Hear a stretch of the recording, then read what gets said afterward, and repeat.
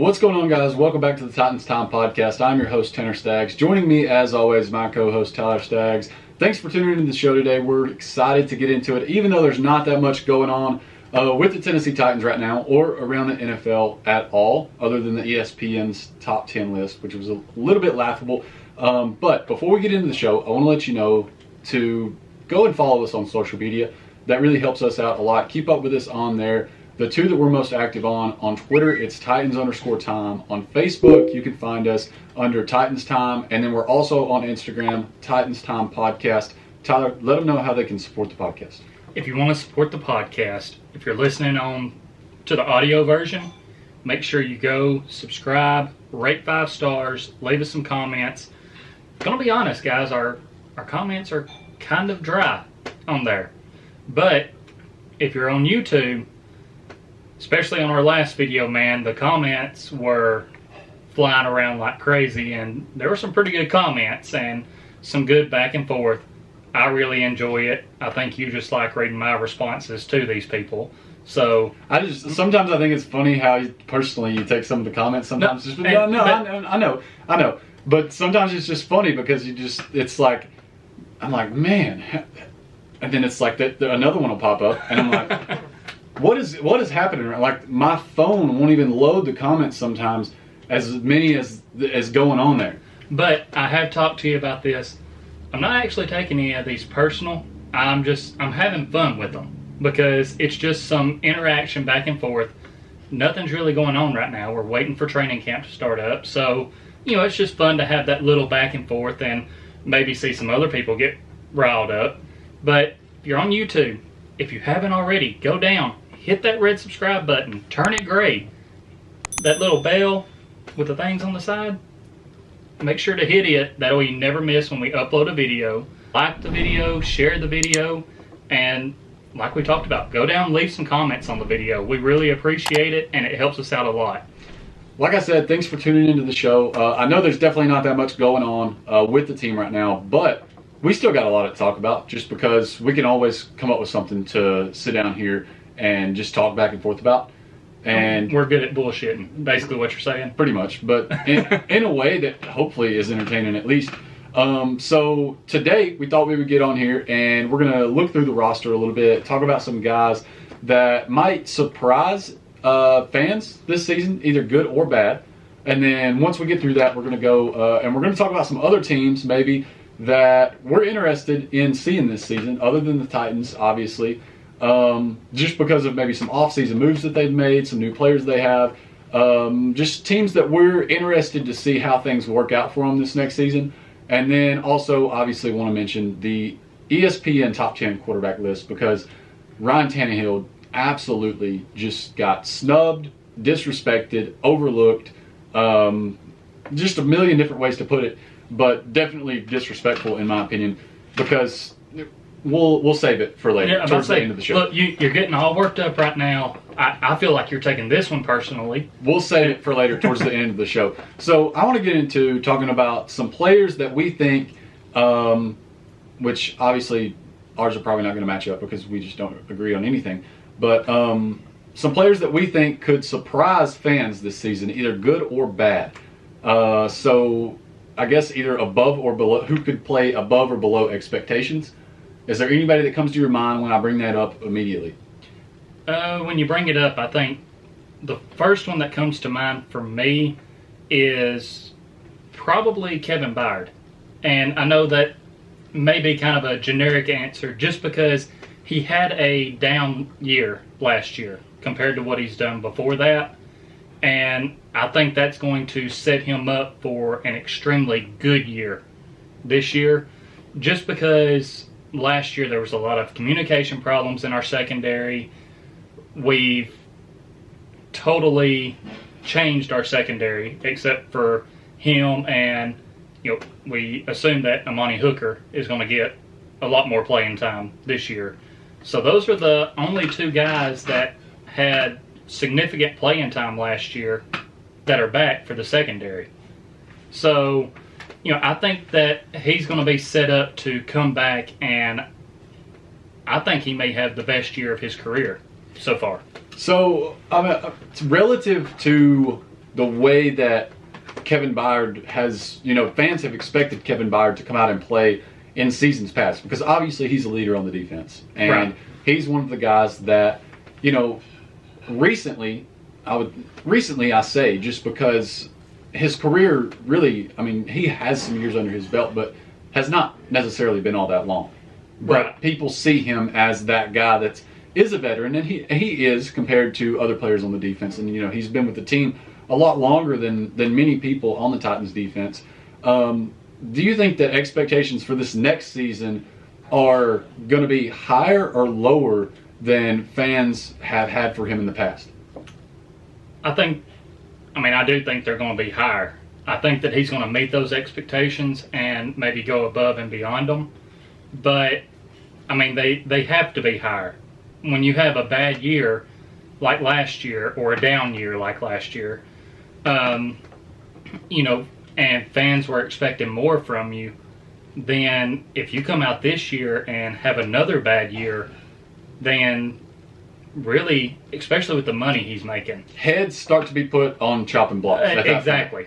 So even if you are Kevin Byard, even if you are the mayor of Murfreesboro, whatever you might want to call or whatever fans have called you in the past, whatever you might want to think that you are at this point in time, the NFL is, as a lot of people and me have always said, what have you done for me lately? And if Kevin Byard has another bad season, it might be time to start questioning whether or not he needs to stay a Titan. And that is what could happen if he has another bad season. And obviously, we're big Byard fans. We were praising him last season, thinking that he was going to come out, have a big year last year. We were wrong last year, but I have faith in him this year. And it's not like he was just absolutely terrible last season. He just didn't live up to what his contract is currently showing he should be. Even we've seen him dropping some would-be interceptions that years past he probably would have had. And it's like we see him getting beat on different routes, and where you can tell that he's the one that got beat. And it's just like occasional breakdowns in the secondary that typically wouldn't happen in a normal year where Kevin Byard is playing at the top of his game. Right, and you're like, okay, what's off? And again, communication has a lot to do with that. So, because if the coverages aren't getting communicated, then it can be one of those things where it looks like it was his fault for the breakdown in coverage, but maybe it wasn't. Maybe they were trying to communicate, hey, we need to change this. You're taking him or you're taking this zone, and the person doesn't get the message, so they miss out on it, and he's having to try and recover and cover their ass. And then we also obviously can't act like he was in any sort of a favorable situation at all last season. Obviously the Titans defense was just an absolute shit show, and that obviously doesn't help his situation, And then you throw in the fact that the offseason was completely different. Just the fact, 100 different factors, honestly, there that could have led to him not playing as good of a season. And so, obviously, you just hope that he completely turns it in a 180 and blows everybody's expectations out of the water. Right, and again, everyone, I believe, is expecting him to come back and have that good year, like I said. But, it may be hard for him to go beyond that, but I think he will at least meet those expectations. I would say, everybody almost, except for maybe Amadi Hooker, and then there might be another couple of names that you could throw in there, were probably, for the most part, as far as starters go and main players on the defense, just because of the fact that they were so terrible last season, under expectations. Just generally speaking. They performed under expectations for last year? Or are you saying coming into this next year? No, they were under expectations last year just because of how terrible the defense was as a whole. And production numbers were just down all across the board for pretty much, generally speaking, most of the defense. And so you hope the guys that are coming back are going to be able to turn that around. Right. And just with the way that our defense was totally revamped this offseason, yes, we admit, everyone in the comments from our last video, our defense was shit last year, especially our third down defense. We couldn't stop anybody. I mean, we admit that it is what it is, but this is not the same defense. Like, coming into this year, this is not the same defense as last year. I mean, I feel like the scheme is going to be totally different. We're going to be getting up, playing physical with receivers at the line of scrimmage, and I think that having a full offseason that's mostly back to normal will help as far as communication and everything else. Not going to make the excuse that, for last year that, oh, well, they didn't have a normal offseason, this and that, because it was like that all around the league. I mean, teams had to adjust to that. And unfortunately, with the communication aspect and really not having a defensive coordinator named last year, I feel like it just kind of messed a lot of things up with that. And as far as the defense for this next season goes, in my opinion, it's either going to be hit or miss, honestly, because you have last year's defense, which obviously what happened last season could not happen again, or there's no way that the Tennessee Titans would have any shot of making a deep playoff run. You can't do that with a defense like they had last season. I mean, you literally turn it to your offense and say, okay, we've given you another weapon. You have to go just outscore. Exactly. So they just literally almost everything has changed. It's a complete revamp, like you said. I mean, it's literally like, the Titans were, they had a dessert going. And, it comes out of the oven and they're like, something's not right. Instead of making a little adjustment, adding a little bit of sugar, they just completely threw it out and just started with a whole new recipe. So it's going to be hit or miss. It's either going to be, edible, or it's going to be another one that you have to throw out. I will disagree a little bit there, because I think neither one of us are going to say that after last year and after... So you think that there's no chance that the defense is as bad as it was last season?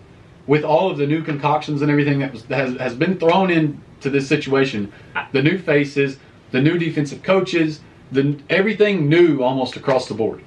I don't think so, simply because I feel like we have more guys on our defensive line now and coming off the edge that are hungry to prove something and that aren't going to take plays off or take a whole season off. Essentially, I think that you could have said the same thing about the defensive line last season, though. Before the season started, I think you could have said the same thing. Because you got Vic Beasley, who needs to revitalize his career, so he's driven more than ever. And then you have Judaion Clowney, who is coming off of injuries, and he's proven that he could play a full season. And he needs to come in and prove that he can be the guy on the defensive line. Hold up, let me finish my point. The reason that I'm knocking those out is because you have Vic Beasley, who we kind of figured out from the start wasn't going to show up for practices and things like that. Like, no one could hear from him. Then you have Javion Clowney, who, yes, we hopped on the Clowney hype last year. We did. But before we done that, we mentioned how he likes to take plays off. When he actually goes full speed and is giving his all on plays, yes, he can wreck plays. And we only seen that about once or twice every game last year that he was actually able to play in. But we made note before we ever completely hopped on the Clowney train that there was a possibility, we weren't big on him coming in because he took plays off. All I'm saying, so he's driven more than ever. And then you have Judaion Clowney, who is coming off of injuries, and he's proven that he could play a full season. And he needs to come in and prove that he can be the guy on the defensive line. Hold up, let me finish my point. The reason that I'm knocking those out is because you have Vic Beasley, who we kind of figured out from the start wasn't going to show up for practices and things like that. Like, no one could hear from him. Then you have Judaion Clowney, who, yes, we hopped on the Clowney hype last year. We did. But before we done that, we mentioned how he likes to take plays off. When he actually goes full speed and is giving his all on plays, yes, he can wreck plays. And we only seen that about once or twice every game last year that he was actually able to play in. But we made note before we ever completely hopped on the Clowney train that there was a possibility, we weren't big on him coming in because he took plays off. So now coming back to this year, we have Bud Dupree, who, yes, he's coming off of an injury, but we see that he's putting in work. And when you go back and look at film on him, he doesn't take plays off. He gives 110% every play that he's out there. So I feel like that is an improvement from Clowney, because you can look back at film on Clowney and tell times where he wasn't going 100%. He wasn't giving it his all. Then we have Danico Autry, who, going back to comments from this previous video we done and podcast, some Colts fans are like, "Oh yeah, y'all think he's the best defensive lineman ever." No, we haven't said that. We said that with the pieces he had in Indianapolis, it allowed him to have a really good season last year. Now coming to Tennessee, we have other pieces around him that set him up for another really good season. And I feel like the attitude that he brings, he's ready to go, he's hungry, he's not going to take plays off. So that's what I'm getting at, is when you look at our defensive line, there's a different mentality there. Then we had Adoree with injuries last season. Kept him out pretty much all season. Then when he finally did come in, he didn't really want to put his hands on receivers. You could tell that, maybe something was off with his speed or something else. But he didn't want to really hit anybody. Now we have one corner that was actually wanting to be physical, and that was Malcolm Butler. Caleb Farley, yes, we're not sure what's necessarily going on with his back. We think that he's going to be healthy come season. But you go back and look at him in college, he's a big physical corner. He's going to put his hands on receivers, try and knock the rhythm off on the line of scrimmage. Jackrabbit, he's going to do the same thing. I mean, more times than not, he's either going to make a play on the ball, or he's going to get penalized for pass interference. But either way, the receiver's going to know that he's there. So those are the changes that I feel like just makes a big difference for this defense. I'm not sitting here saying that I want to get this out there right away. I don't believe they're going to be a top 10 defense. I don't. Because there are a lot of new faces. They have to get everyone up to speed.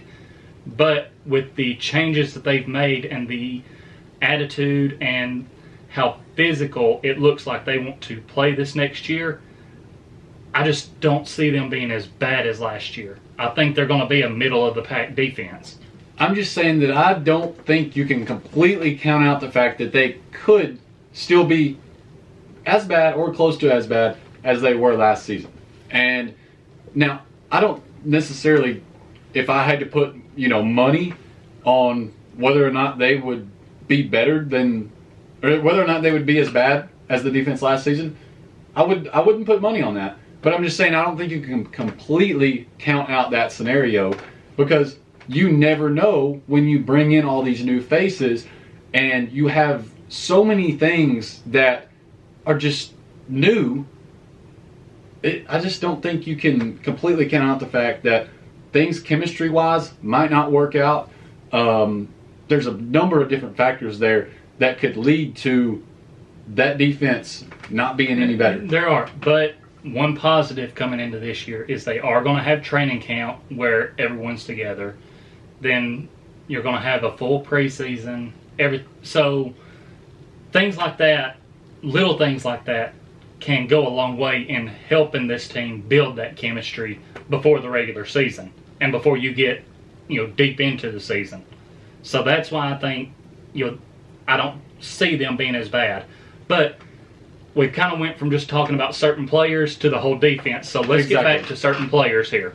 So, in my opinion, one guy that I think is probably going to exceed everybody's expectations, I think people are going to probably have pretty low expectations for this guy relative to how everyone felt about him last season. And I think that he's just going to blow him out of the water, and that's Harold Landry. Okay. Now, the reason that I think that is because last season, Harold Landry was one of the best edge rushers on the team. One of the best pass rushers on the team. I mean, even when Clowney... Which is kind of sad considering how our edge rushers performed last year. Even with Clowney, I mean, once he came on the team and there was all the hype surrounding him, I still would have said Harold Landry might still be the best pass rusher on the team. Even when before the season, when all the Clowney hype was building up, everyone was talking about, how good he is, how good he can be. And, I still think, not even me, but, a number of other people probably would have still said, I think that Harold Landry might still be the best pass rusher on the team. Well, now, he had a pretty bad season last year, even after having a huge workload from the 2019 season, huge workload from the 2020 season. He had 9 sacks in 2019, which was a good season, and everyone expected him to come out and put up that double digits. But he only had 5.5 sacks. So now you have all these new shiny faces that are, the big names. You've got Bud Dupree coming in.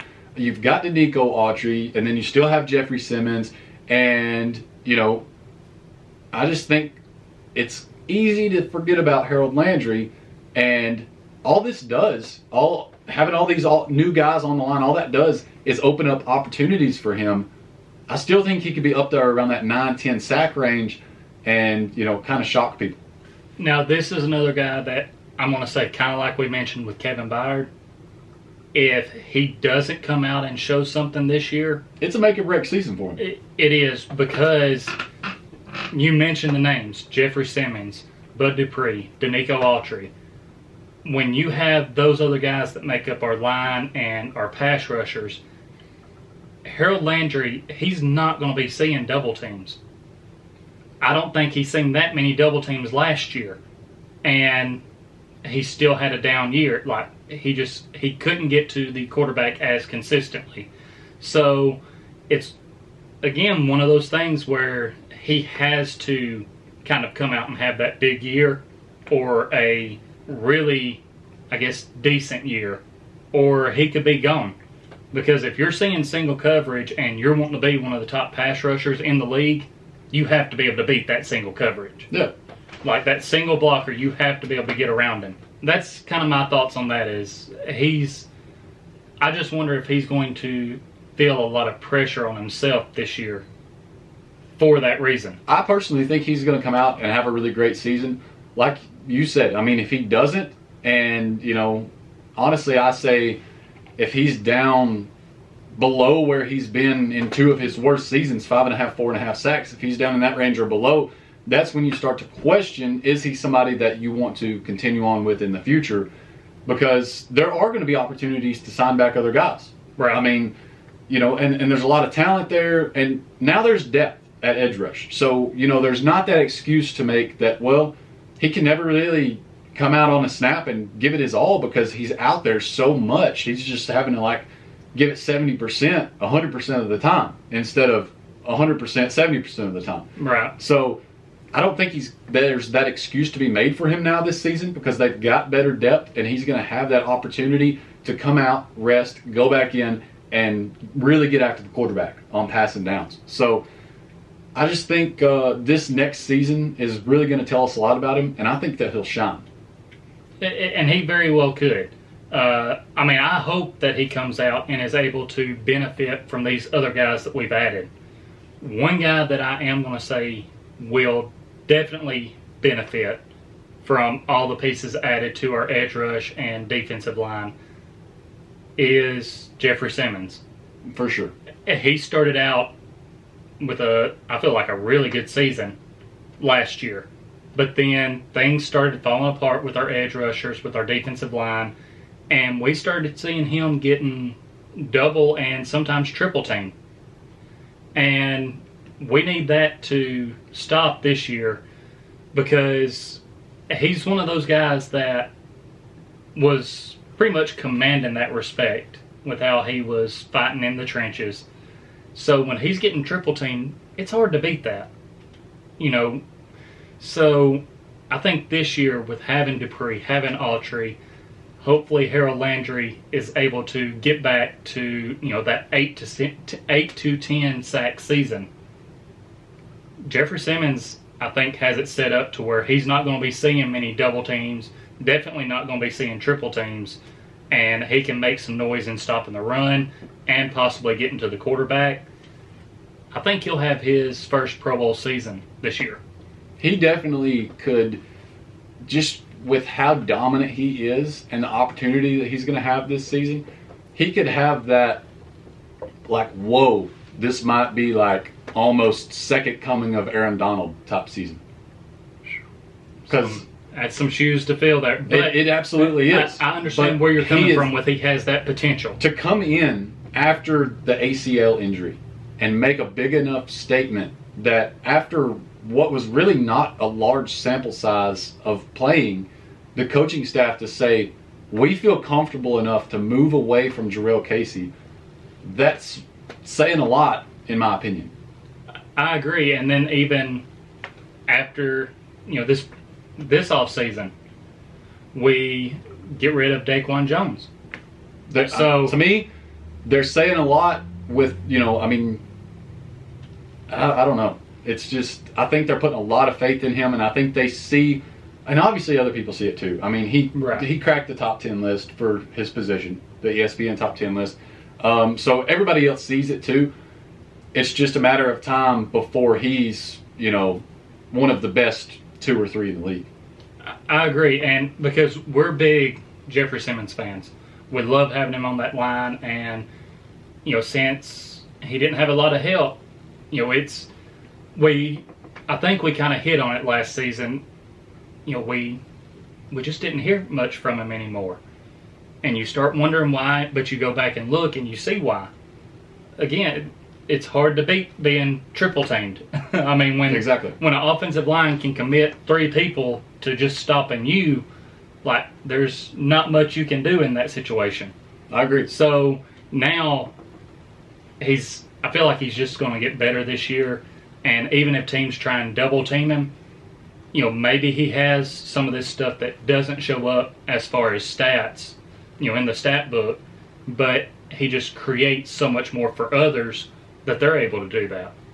Yeah, and so I think those are some guys that could exceed expectations. As far as guys that are going to play under expectations, I don't really have any that just like stick out in my mind.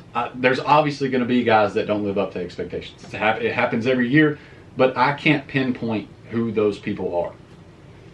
I'm going to throw one out there, and I hate to do it, but possibly Rashaan Evans. See, for me, though, the reason that I wouldn't throw his name out there is because I'm not expecting a whole lot out of him. I mean, I could see, but after last season, you have the Titans didn't pick up his 5th-year option. You have Jayon Brown coming back on a 1-year deal. Rashaan Evans is on the last year of his deal with them. So basically, 2 guys playing for their next contract, whether it be with the Titans or another team. And we've seen Rashaan Evans with all the penalties last year, most of the time in spots where we really didn't need those penalties, because we would get a defensive stop and that penalty would just 1 in a million. Would just keep the opposing offense on the field and let them get all the momentum back. So coming into this year, I feel like people kind of, and I know you don't, but people would kind of expect a turnaround season from him. Like, hey, you need to show us something. So he may not live up to those expectations. And again, I hate to say that because I like having him out there, but at the same time, I would have. It's okay to not like people. I like him, but I feel like the team would have been okay if they packaged him in a deal and let David Long step into that spot. So you're essentially saying you don't like him being there as the starter at middle linebacker. Don't put words into my mouth. I'm just saying. I'm just saying you're awfully. If you're not hesitant at all to get him out of here. If we were going to pick someone, Just say you don't like Rashaan Evans. Like, if we were going I'm not the biggest fan either. I don't think he should be one of the starting middle linebackers. If we were going to pick someone to have another down season, I could see it being him. I hope that he comes out and proves me wrong. I hope he comes out and has the best season of his career. I don't, because there's a lot of money to be saved by putting David Long right. I mean, he can do the same thing. And then you got Monty Rice. Even if he comes out and has that season, that doesn't mean that the Titans re-sign him. Yeah, but there's going to be a lot more push for them to re-sign him if he does have a good season. I still want to put you on the spot and see if you can name anyone. No, I really don't have anyone. I came into this actually with no players that I thought would be under expectations, just because I don't necessarily know. I mean, I know there will be plenty, because there always is on every team, but I don't know. But I feel like if you just say any of the rookies, it's kind of like a cop-out, because, it's their first year, and like, we don't know what to expect. But some of these other guys that have been in the league a couple years, you can build expectations for them because they've been through the off seasons, they've been with the team, you've kind of seen what they're able to do so far. And that's why, I just feel like we could have easily went with rookies, but it's a cop-out. And I would say maybe Nate Davis. And my reasoning for that is because he's coming off of the big season last year, and I would think that with as young as he is, there's a lot of people that are going to see that big season from last year and say he's going to be even better next season. And might see a slight regression or him stay on that same plane, but you might not see him really take another step up. So that's why I would say Nate Davis.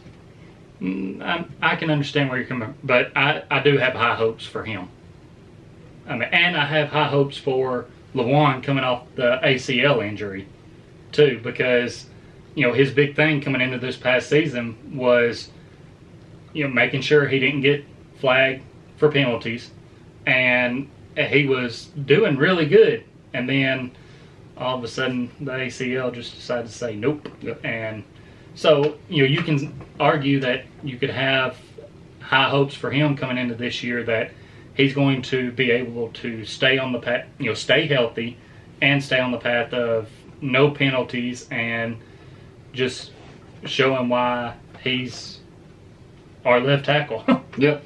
So now let's go and talk about what is a team that you are excited to see this season, just because maybe they have some new faces, or really for any reason other than the Titans, and you're just excited to see how things work out for them. Or hopefully it's a team from the NFC, and they're not going to be a team that's competing with the Titans. Since I kicked off the players, I've got my team. I can. Okay, go ahead. It's absolutely 100% the Rams, because I think they're going to make the Super Bowl in the NFC. And I'm going to put it out there. I think they're going to make the Super Bowl. I've got a bet on it, and I'm 100% confident in it. Titans and Rams, Super Bowl. Ooh, rematch. Yeah, I 100% think it's going to happen. I think that Matthew Stafford is going to be a completely different quarterback. Detroit is the Detroit lines for all-star players are a soul-sucking, absolute, make a good player a terrible career type of team. Right quick, I want to throw out there, because I know we had a Lions fan comment on our last video. It kind of is what it is, because we've seen, it's no disrespect to the Lions. No, absolutely not. But it's happened time and time again, like with Barry Sanders and with Megatron and with Matthew Stafford. I've liked the Lions because they've always had players that I've liked, but there's players that are kind of freaks, because you have Sanders who, with no offensive line, and just is still able to do incredible things. Put up highlight after highlight after highlight of his runs, and he was having to make something from nothing. And then again, Megatron, another guy who, you just get the ball close to him, he's going to catch it. He's got literally, what was it, a 3-car garage was his catch radius? Oh, something insane like that. But how many times have you actually seen teams take with another receiver, and they actually line 2 corners up on him on the outside. That says all that you need to know. Like you're trying to keep him from getting to the outside with one, and then with the other you're trying to keep him from getting to the inside. So you're lining these 2 guys up against him. Not to mention you probably have safety help over the top. I mean, the guy was just a freak. And like you said, Matthew Stafford. Who is the toughest, most committed quarterback that I have seen in my life. He would play through a broken leg. He would play through literally anything. You could break his throwing arm and he would play. Now, obviously, I'm going to be a little bit biased because Steve McNair, and I did get to see him play more than you did, and he stuck it out through injuries. But yes, Stafford is one of those guys where if he feels like he can be out there, he's going to be out there. He'll show up and play in a game when he's injured. That doesn't even matter. Exactly. So, I'm a big fan of him, but it's like with the Lions, just they would have these pieces and they just wouldn't add a couple more to really try and help them And any Lions fans, like the one that commented on our last video, they should not be mad at me. They should be mad with me for that their organization is that way. Because and if you're a Lions fan watching this, let us know your thoughts on that. Because again, we're not trying to disrespect the Lions at all, but it just seems like their franchise does have a reputation for having these really good players and just wasting their potential. You have a couple of them that really retire in their prime. Yeah. From football because they're having to try and do it all for this team. And that's why I'm just glad that Matthew Stafford is getting another chance. And then they have Cam Akers. They've got good talent on offense, good wide receivers. Obviously, they've still got their pair of Kupp and Robert Woods. And then they have Van Jefferson. They add Deshaun Jackson into the mix.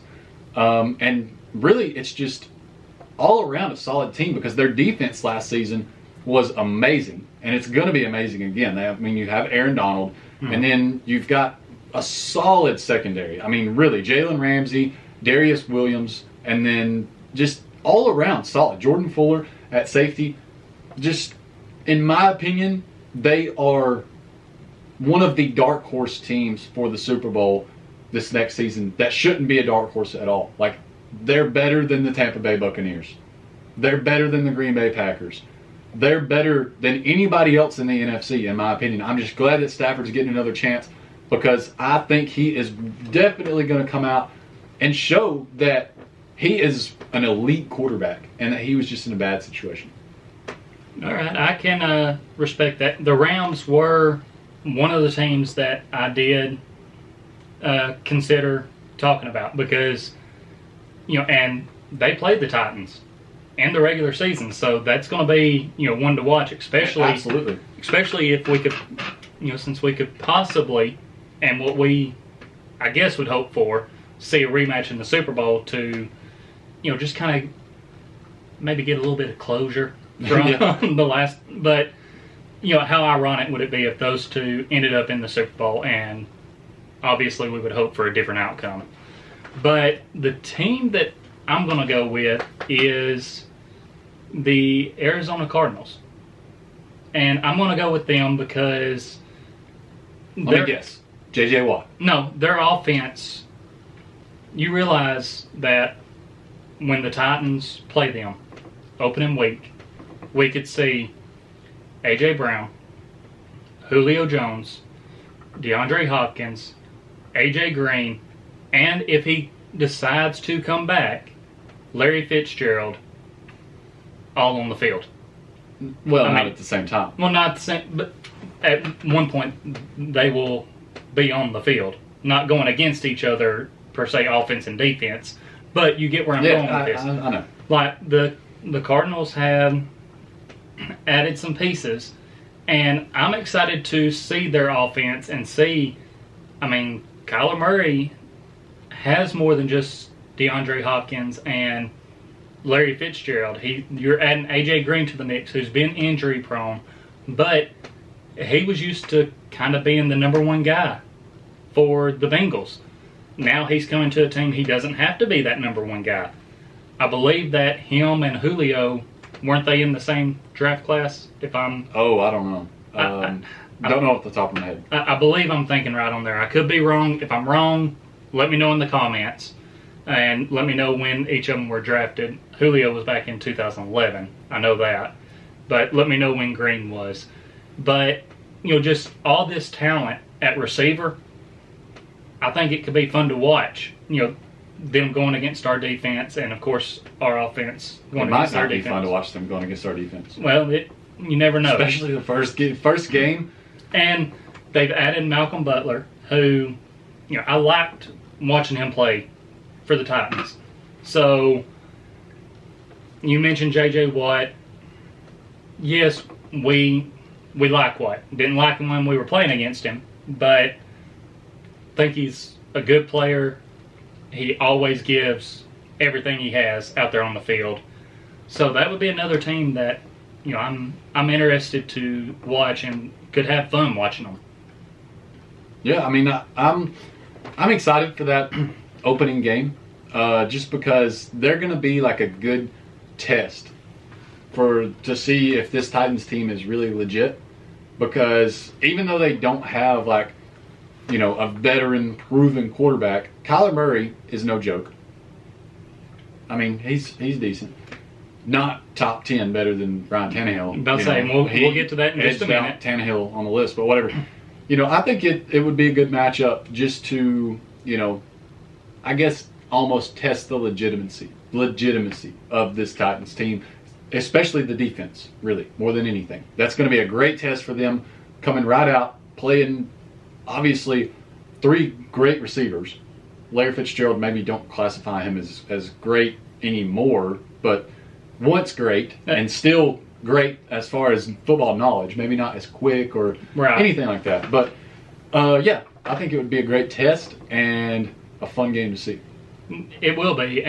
But again, I like that both of our teams, the Titans, are going to play them. So. Yeah, that's another thing that I kind of looked at because, obviously we're going to be watching as much NFL as we can, but we're going to be more focused on the Titans games because, we're doing pregame predictions and postgame reactions to them.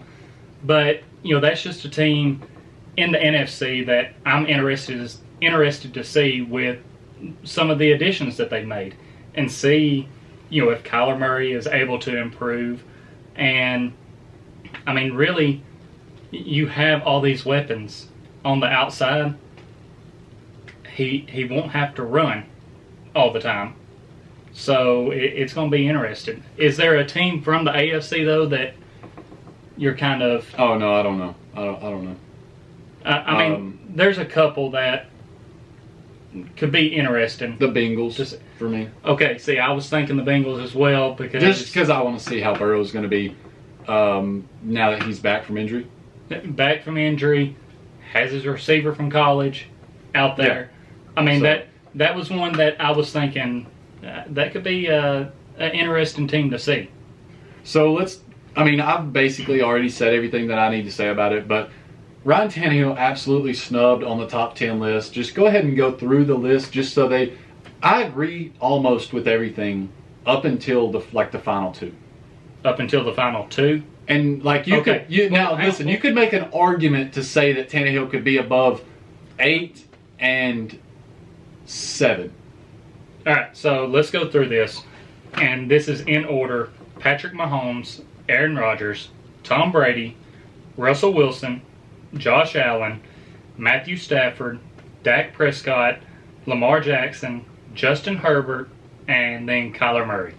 So now, you could make an argument that Ryan Tannehill could be above Lamar Jackson and then also above Dak Prescott. Yes. Now, I'd say they're interchangeable there. You could make an argument either way, and it'd be a fair argument. Justin Herbert and Kyler Murray, that is just downright disrespectful to Ryan Tannehill. I agree. Justin Herbert, for one, has played 1 season. Kyler Murray, only 2. It's just not right because they're not better. They're not. They won't be this next season. They weren't last season.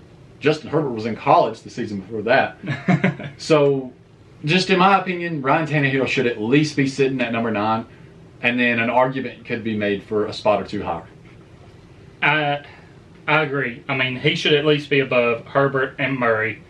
I'll say for sure that he should be above Lamar. My reasoning for this, going to upset some Ravens fans, but, I mean, all he does really is run. Yes, he can, throw. But listen, he plays the quarterback position, and he does it now, albeit in a way that is not conventional, but the way that he goes about it works for him in their offense, and he's pretty successful with it. I mean, he's won MVP, and, Has he made it past the divisional round of the playoffs? Okay. I mean, So, I mean, just my opinion on this. If you're looking at total package for quarterback, because you're ranking the quarterbacks, he runs more.